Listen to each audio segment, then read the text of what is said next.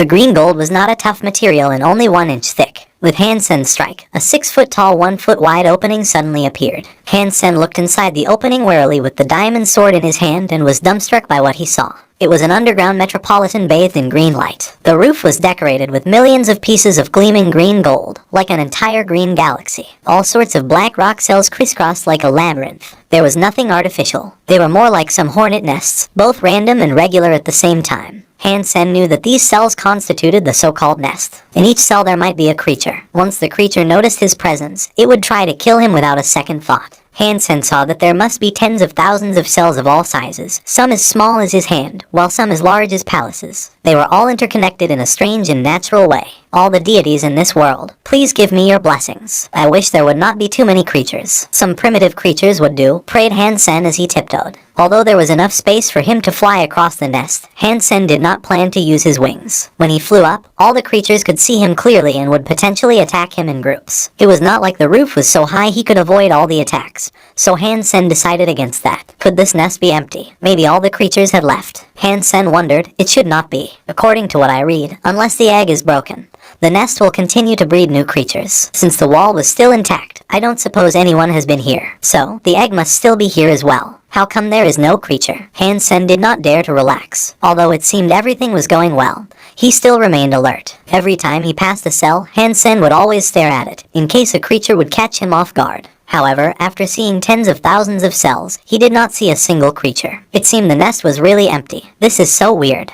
Bang! Suddenly the cell was knocked open by something and collapsed. A figure rushed out of the cell, a humanoid creature. After seeing the figure, Hansen suddenly grasped the diamond sword tighter. Normally speaking, a humanoid creature was very likely to be a sacred blood one. The creature was a skeleton that looked like it was made of white jade. Between its bones, there were no gaps like an ordinary skeleton. With these extra links, it was extremely flexible. On the skeleton's bones there were many black patterns, and in its hands were a pair of black daggers. Gears. Hansen was surprised. The humanoid creature had its own gears, which were 2 daggers instead of 1, which meant the creature would not be easy to deal with. The skeleton turned to face Hansen. Its eyes were not hollow but contained a pair of white eyeballs. Staring at Hansen, the skeleton slowly approached him. In the beginning, it was slow. Gradually, it became faster and faster. In a dozen steps, it swirled to Hansen's face like a storm. One of the black daggers were at Hansen's throat in a sudden. At this point, Hansen was certain that the skeleton was a sacred blood creature. He did not fear it. Swinging the diamond sword, he was about to stop the dagger. The daggers were short, so Hansen's blow would definitely knock them away. However, the moment the diamond sword was about to hit the daggers, the skeleton twisted in an impossible way and took back its dagger. With a swing, the skeleton's other dagger almost came between Hansen's brows. Hansen could almost feel the coldness of the blade through his armor.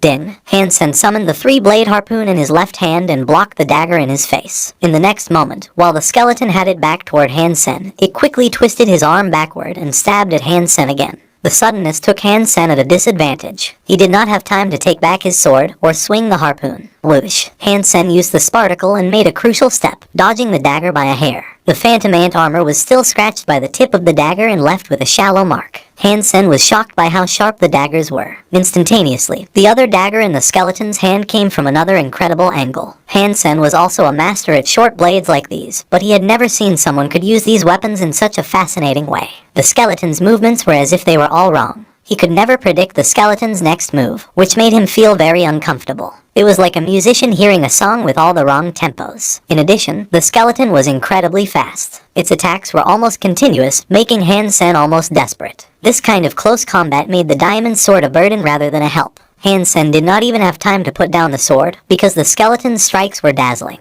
The skeleton's footwork and dagger skills left Hansen in a huge disadvantage. Suddenly, he was injured in the chest. If it were not for the sacred blood armor, Hansen would have been dead by now. With goosebumps all over his body, Hansen summoned Meowth, which turned into a black tiger and threw itself at the skeleton. The white jade skeleton almost glided on the ground, moved away from the tiger and stabbed at Meowth with its dagger. Meowth turned back and snapped at the skeleton, which quickly took back the daggers and moved away. With its back toward Meowth, the skeleton turned its arm around in an impossible angle and stabbed at Meowth's stomach. Hansen seized the opportunity and slashed the sword at the skeleton.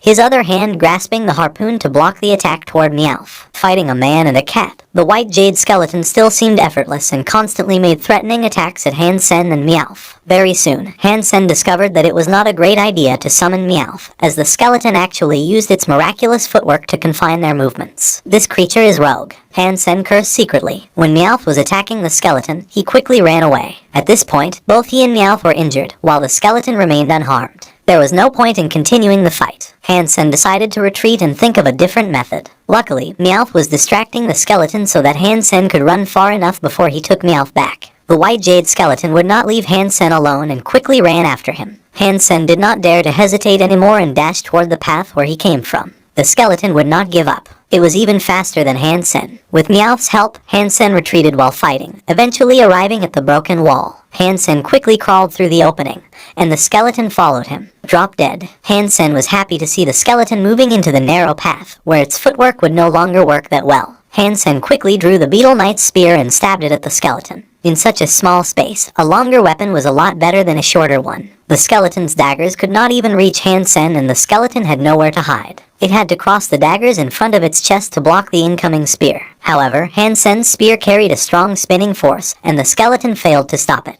Hansen thought he must have been successful, but the skeleton quickly glided back like a phantom, faster than Hansen when he used Sparticle. The skeleton seemed to be quite intellectual. Knowing it would not be Hansen's match in the narrow path, it no longer tried to follow him, but chose to stay and guard the wall. Hansen had to leave the nest. He had to think of a way to get rid of this white jade skeleton. Otherwise, he would never be able to reach where the egg was. Damn, there just happens to be a powerful sacred blood creature in this nest. Hansen felt quite upset. He quietly crept out of the nest and killed a primitive ghost-eyed bear for food. Hansen looked for a safe place in the mountains and collected some branches to make a fire. He then barbecued the primitive ghost-eyed bear, the paws of which were delicious. However, Hansen's thoughts were on how the white jade skeleton fought. The skeleton had incredible techniques with the daggers, which mimicked assassination skills in a way that the opponent would not be able to predict any attack. Hansen could tell that these techniques were still somewhat different from assassination. It was purely technical, and did not leverage the opponent's psychology. Using these techniques, the skeleton created a kind of disorder,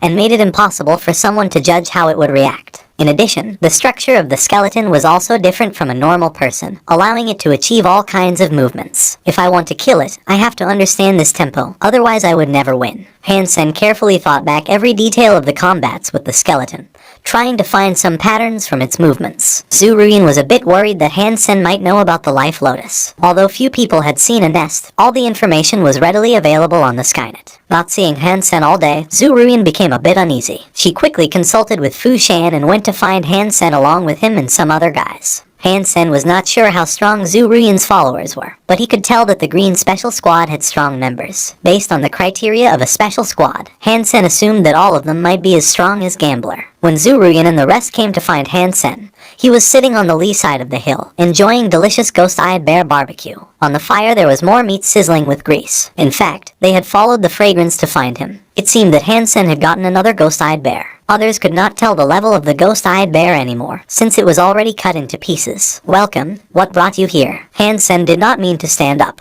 He continued to chew on the BBQ meat and licked his fingers once in a while. Others were very much tempted by the barbecue. Although they each got some meat from the mutant ghost-eyed bear purchased by Zuruin, it was only a small piece. Most of the meat was kept as their food reserve. For people who had not tasted meat for a year, the small piece only triggered more greediness. Seeing Hansen eating away, they all could not help swallowing. Zuruin saw that Hansen was still here and felt much more relaxed. Everything would be fine if Hansen did not enter the nest. Hansen, we came to talk about buying more ghost-eyed bear meat. You should know that the ghost-eyed bear would not last very long with so many people in the group. Zuruin smiled and said she was only trying to tempt Hansen to kill more mutant ghost-eyed bears. Hansen pondered and replied, that is not easy. I hunted again today and did not find any chance to kill a mutant ghost-eyed bear, so I had to kill a primitive ghost-eyed bear. How much will you pay for a primitive one? Zuruin did not really need the meat, and a primitive ghost-eyed bear would be useless to her. She smiled and said, we've all witnessed your ability. It is so easy for you to kill a mutant ghost-eyed bear. Now don't be humble. So how much do you want for a primitive ghost-eyed bear? Same price, Hansen said, not even thinking. That makes absolutely no sense. A mutant ghost-eyed bear for a mutant beast soul. So why is a primitive ghost-eyed bear also worth a mutant beast soul? What I'm selling is meat, so it does not matter whether it is primitive or mutant. Same price, take it or leave it. I am trapped here anyways and have no use of your beast souls. As long as I can fill my own stomach, I would rather not to take any risks. None of them was willing to trade a mutant beast soul for a primitive ghost-eyed bear, so they all had to go back to the cave empty-handed.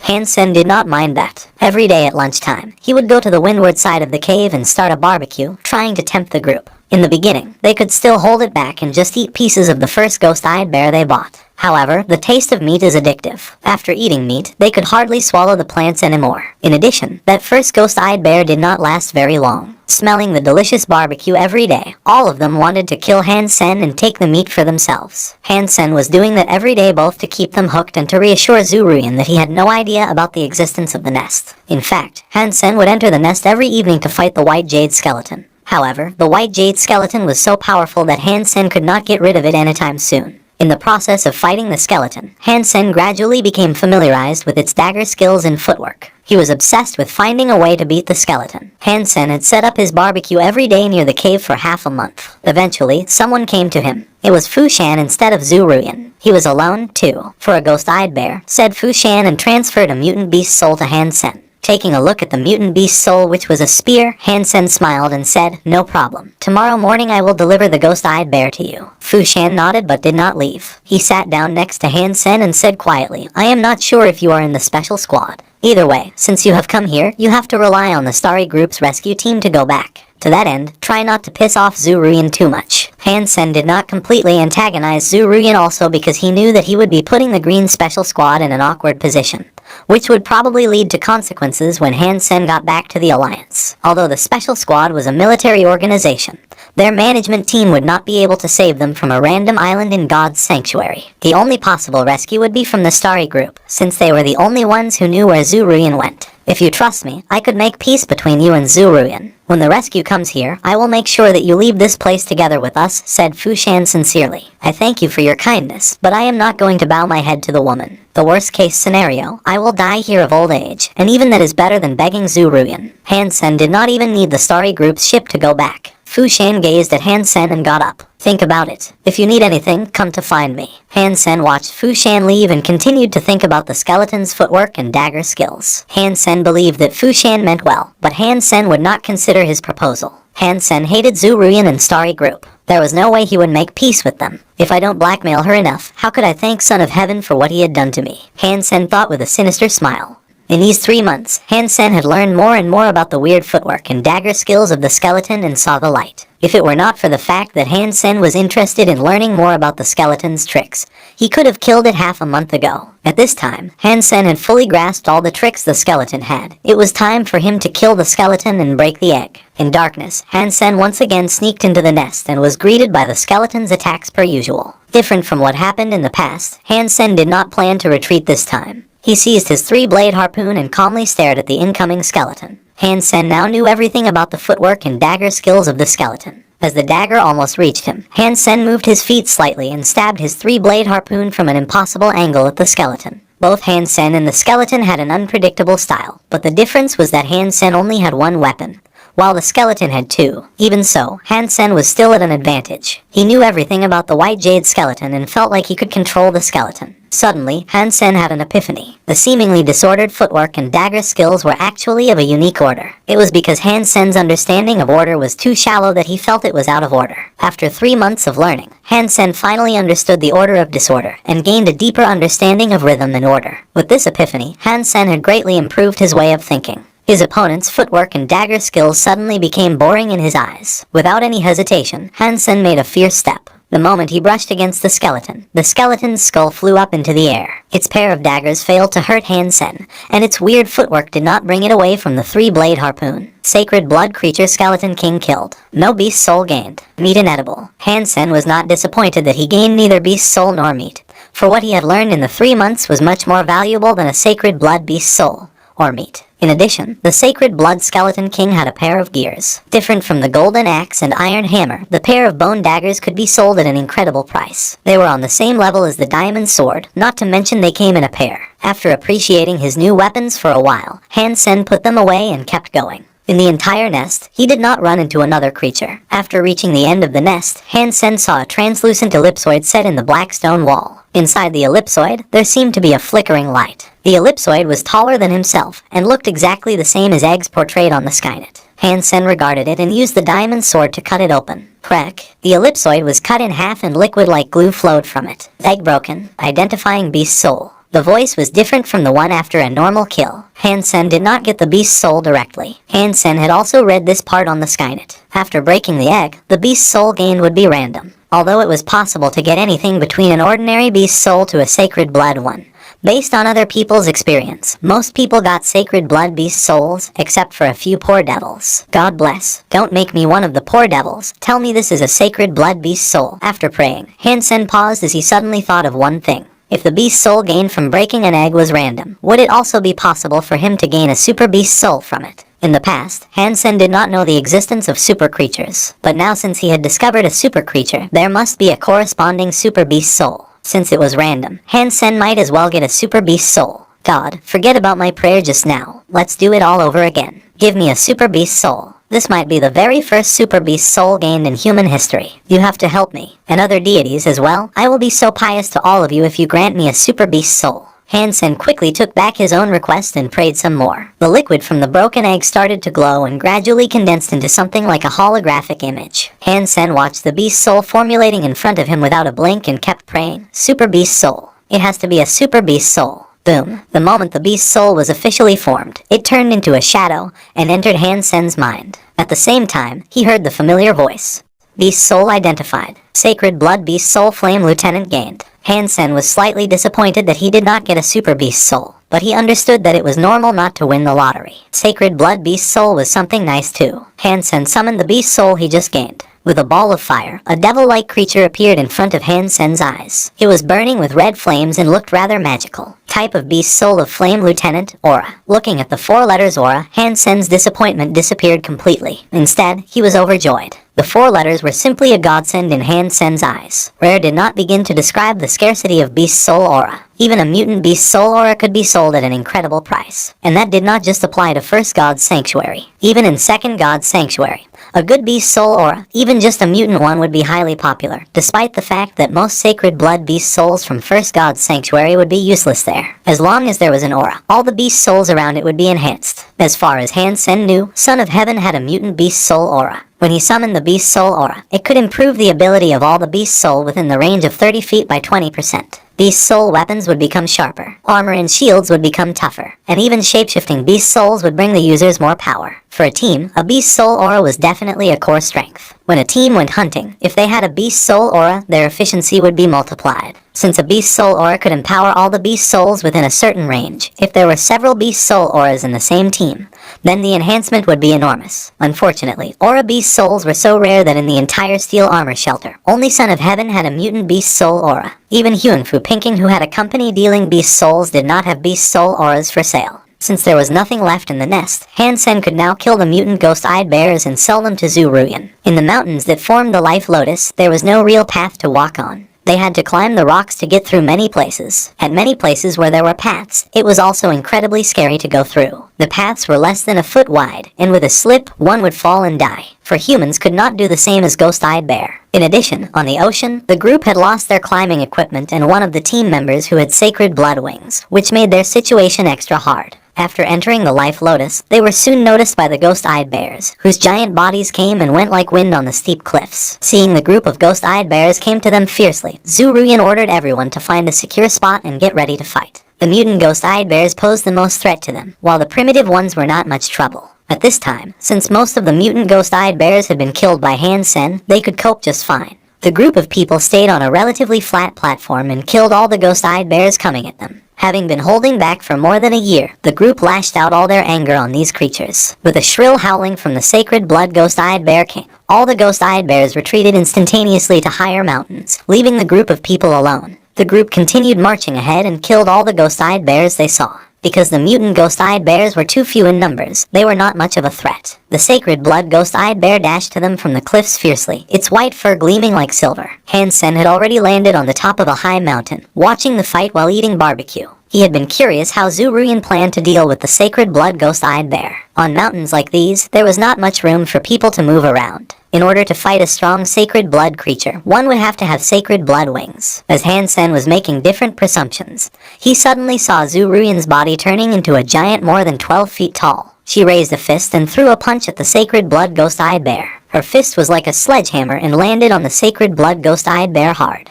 The body of the sacred blood ghost-eyed bear was very strong. Unless one were to use a sacred blood weapon, one could hardly hurt it. However, with Zhu Ruyan's punch, the arms that the sacred blood ghost-eyed bear raised to defend itself were broken, after which the giant fist continued to hit the sacred blood ghost-eyed bear in its chest. Spitting out blood, the ghost-eyed bear fell off the cliff and was about to die. Zhu Ruyan, on the other hand, quickly shrank in size and turned back to herself. She looked a little pale. Han Sen was dumbstruck and did not understand what kind of beast soul Zhu Ruyan had used. Looking at her face, Han Sen did not think she could do that again. No wonder Zhu Ruyan had never given any thought to the sacred blood ghost-eyed bear, but feared the mutant ones a lot. Since she could only use the miraculous beast soul once, she could not afford to waste it on the mutant ghost-eyed bears, but had to save it for the sacred blood one. Han Sen did not have more time to think. He quickly summoned the horn bow and the mutant black stinger arrow, aimed at the falling sacred blood ghost-eyed bear, and made the shot. The black arrow went across the sky like a lightning bolt. As if it were equipped with a GPS device, it pierced the ghost-eyed bear's head through its open mouth. When Zhu Ruyan, who had perfectly utilized the power of the beast's soul, was secretly celebrating, she was suddenly dumbstruck by the arrow coming out of nowhere. She quickly looked to the direction where the arrow was from and saw Han Sen on top of the mountain with a bow in his hand. Bang! Under the cliff, the sacred blood ghost-eyed bear fell to the ground. Zhu Ruyan watched Han Sen with her eyes almost spitting fire. Since Zhu Ruyan did not hear the voice telling her the sacred blood ghost-eyed bear was killed, it was obvious that the kill was counted on Han Sen's head. Han Sen was so happy that he almost laughed out loud. It seemed that every time he stole the last kill, he would always gain a beast soul. And this was no exception. Sacred blood ghost-eyed bear killed. Beast soul of sacred blood ghost-eyed bear gained. Eat its meat to gain 0 to 10 sacred geno points randomly. What a great harvest. It's a shame that they were not hurt. There is no chance for me to kill Zhu Ruyan, Han Sen said with a sigh. Throwing a fierce stare at Han Sen, Zhu Ruyan gritted her teeth and said nothing. They went all the way to the entrance of the nest and started going down. Zhu Ruyan specifically arranged for several people to guard the entrance, so that Han Sen could not follow them inside. Han Sen did not have any intention to follow them into the nest, which he knew very well was basically empty. At this point, Han Sen had already come down from the mountain and ran away with the dead sacred blood ghost-eyed bear. Less than half a month after Han Sen finished eating the sacred blood ghost-eyed bear, he saw a fleet sailing over to the island. Each ship bore the logo of Starry Group. Han Sen did not know what Zhu Ruyan told the rescue team. One day later, the fleet left the island. Han Sen followed the fleet afar. The ships could only rely on the wind to sail and was not very fast. All Han Sen needed to do was to keep the fleet in his sight. In fact, Han Sen even thought the fleet was too slow. However, there was no modern technology allowed in God's sanctuary, so it was only natural the ships were slow. In nearly a month, Han Sen did not run into any danger and fed on some marine creatures from time to time. As for the sacred blood marine beast mentioned by the group, Han Sen had never seen it. Maybe it was scared away by the fleet. Han Sen finally understood that when the group of people came here, they must have come in a similar fleet. However, they ran into a sacred blood marine beast and only one ship of the fleet arrived at their destination. And that ship collapsed in the end as well. One day, Han Sen eventually saw a piece of land and felt overjoyed. When he landed on the place he saw, he realized that it was the green island the group of people were talking about. However, it was not a real island, but a peninsula connected to the mainland. On the peninsula, there was a green shelter. Han Sen used the teleport device in green shelter to return to Black Hawk. It had been almost a year since he came to God's sanctuary. Han Sen wondered how his friends in the Steel Armor Special Squad were doing. After returning to his dorm, all his roommates were delighted to see him. They thought that Han Sen must have died in God's sanctuary considering how long he had been gone. In this day and age, this sort of thing was very common. Few people could come back after disappearing for a long time. Han Sen's roommates were all sophomores and about to become juniors. However, Han Sen must take the makeup assessment, the score of which would determine whether or not he could stay in Black Hawk. There were many precedents like this, so there was a rule that as long as the returning students passed the assessment, they would be allowed to continue their study. He took up his comlink and saw many unanswered calls, the majority of which were from Jai Yanren. His mother also called him many times. Zhang Denfeng, Qin Xuan, Yang Manli, Tang Zhenliu, Wang Mingmeg, Huan Fu Pinking, Lin Beifeng and Kalili had also called him. Hansen first dialed his mother's number, and the call immediately went through. Although Luo Sulin did not know that Hansen had disappeared in the god's sanctuary, but she was quite worried since Hansen had not called him in a long time. Hansen did not mention anything about his adventure, but told his mother that he was busy with his study. He would rather hear his mother's complaints than for her to worry. After chatting with his mother for a long time, Hansen tried calling Jai Yanran. Although he knew that it very likely would not go through, he still decided to give it a shot. Indeed, her service had been discontinued. Hansen's roommates had already told him that Jai Yanran had left Blackhawk to do an internship. They said she was serving on an interstellar warship. After being enlisted, one must use a special comlink and could not use an ordinary one. So, there was no way that Hansen could reach his girlfriend. His roommates also told him that Jai Yanran had lost a lot of weight since Hansen disappeared. She also became extremely silent. Except for studying like there was no tomorrow, she rarely went to any Hand of God Society activities. Several months ago, she left Blackhawk for an internship on the warship. Hansen felt guilty, but there was nothing he could do. He dialed back to call everyone who had called him and told them he was safe. Lily went to the warship together with Jai Yanran, so Hansen could not contact her either. King Xuan's number was still in service, but no one answered. Hansen assumed she must be in Second God's Sanctuary. That will be all for now. I hope you find this story interesting. Leave a like, subscribe, and enable notifications so you won't miss the next part of this story. Have a wonderful day. Goodbye.